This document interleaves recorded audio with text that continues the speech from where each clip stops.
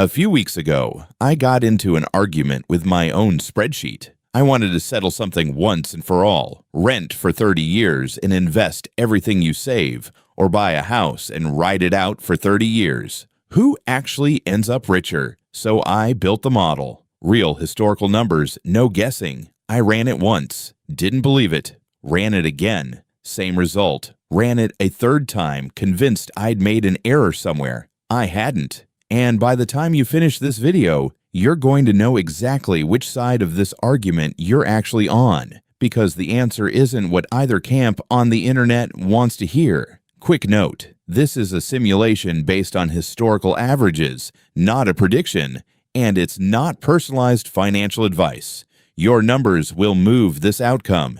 Keep that in mind. Now, let's build it. Here's the setup. Two people, same income, same city, same starting cash. Person A buys a $400,000 home, 20% down, $80,000 out of pocket. A 30-year fixed mortgage at 6.5%. Person B does something different. Instead of a down payment, that same $80,000 goes straight into an index fund on day one. And every single month, whatever gap exists between Person A's mortgage payment and Person B's rent, Person B invests that too. Same discipline, same starting point, only one variable, house or portfolio. Then I let both of them run for 30 years.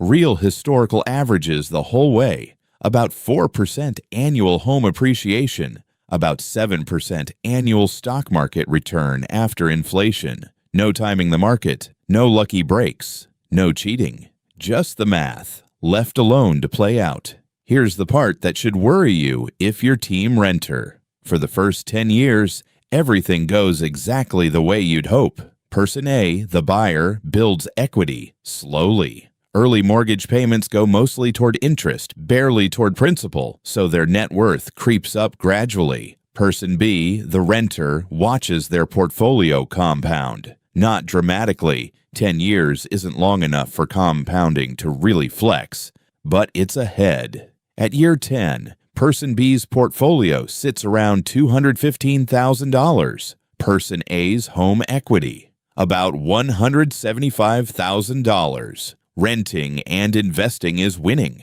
not by a small margin either. That's a $40,000 lead after just a third of the simulation. If I'd stopped here, this video would be over, and rent and invest wins the whole internet argument.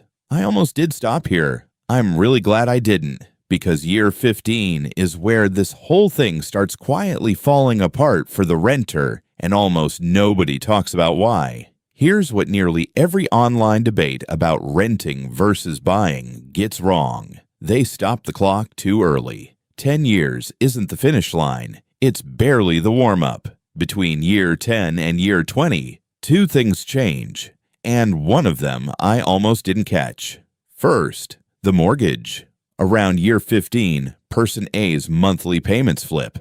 Now mostly principal, barely interest. Their equity stops creeping and starts accelerating. Second, and this is the one that actually surprised me, rent doesn't sit still. Person B's $2,000 rent does not stay $2,000 for 3 decades. At a historically normal 3% a year, that same apartment costs roughly $3,600 a month by year 20. Person B is still investing the difference every month. But Person A's mortgage payment hasn't moved. Not once. It's fixed. Which means the gap Person B has left to invest keeps shrinking year after year without them even noticing. By year 20, Person A's home equity sits around $410,000. Person B's portfolio, about $405,000, $5,000 apart, 20 years in, and it's a coin flip. If you're the renter watching this thinking, okay, still basically tied, I'm fine. You need to see what happens in the next 10 years. Here's what I expected. The renter pulls ahead again. That's the whole promise of compound interest. Give it enough time, and investing wins. Everyone who's ever recommended index funds over real estate is banking on this exact moment. That's not what happened. By year 30, person A, the buyer, has home equity worth roughly $1.05 million, and the mortgage is gone, fully paid off. No more monthly payment at all, just property tax and maintenance from here on out. Person B's portfolio, after 3 decades of investing a steadily shrinking difference, about $890,000. The buyer won by roughly $160,000. Let that sink in for a second. The renter had a 10-year head start, a real measurable lead, and they still lost by the end. I reran this 3 separate times, positive I'd fat-fingered a formula somewhere. I hadn't. The entire swing comes down to one quiet, unglamorous variable. Rising rent slowly strangled the renter's investing advantage year after year, while the buyer's biggest expense never moved once in 30 years. But before you go refresh Zillow, stop. This result comes with 3 asterisks that completely change who this actually applies to. Asterisk 1, this assumes you stay in the same home for all 30 years.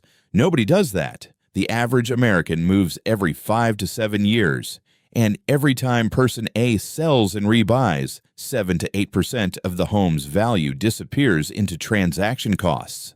That alone can erase a decade of the buyer's advantage in one transaction.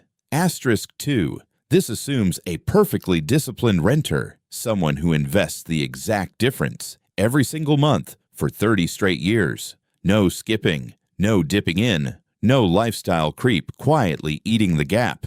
Be honest with yourself for a second. Is that you? Because in reality, that discipline is the rarest ingredient in this entire simulation. Asterisk 3, this used one specific city's numbers. Run this in San Francisco instead, where the price-to-rent ratio is completely disconnected from reality. And the renter wins by a mile every single time, even after 30 years. So no, this isn't buying always wins. It's that time horizon changes everything. And a scenario with 0 moves and perfect investing discipline for 3 decades barely exists outside of a spreadsheet. Which brings us to the only question that actually matters. Here's what actually shocked me about building this. And it isn't that buying won. It's that the entire 30-year outcome hinged on one number I almost modeled wrong. Rent growth, not the mortgage rate, not the stock market. Rent growth, quiet, boring, and completely decisive. So if you're renting right now, wondering if you're falling behind, stop asking rent or buy. Ask yourself 2 questions instead. How long will I actually stay somewhere, and how fast is rent rising where I live? Answer those honestly, and you already know which side of the simulation you're on. If this changed how you think about your own numbers, subscribe, because next time I'm running this exact same 30-year model again. Same method, same rigor, but this time against an asset almost nobody thinks to compare a house to.